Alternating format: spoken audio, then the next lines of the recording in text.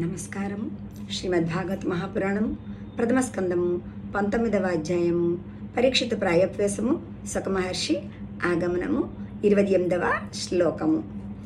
శ్యామం సదాపి చవయోంగలక్ష్మ్యా స్త్రీణాం మనోజ్ఞం రుచిరస్మితేన ప్రత్యుత్థితాస్తే మునియస్వాసనేభ్యః తల్లక్షణజ్ఞా అపి గూఢవర్చసం.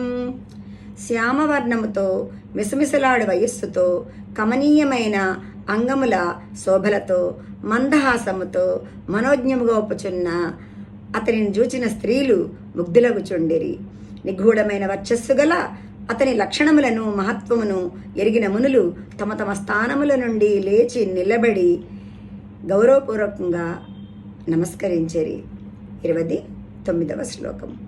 సవిష్ణురాతోథితయ ఆగతాయ తస్మై సపర్యాం శిరసా జహార తతో నివృత్తా హ్యబుధా స్త్రియోర్భకాః మహాసనేసోపవివేశ పూజితః.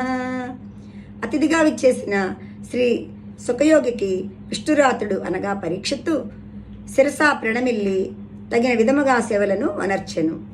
ఆయన మహత్వమును ఎరుగని స్త్రీలు బాలురు అచట నుండి నెమ్మదిగా వెళ్ళిపోయిరి. అచటి మహర్షుల పూజలను అందుకున్న పిమ్మట సుఖయోగి సుఖాసీనుడు అయ్యెను.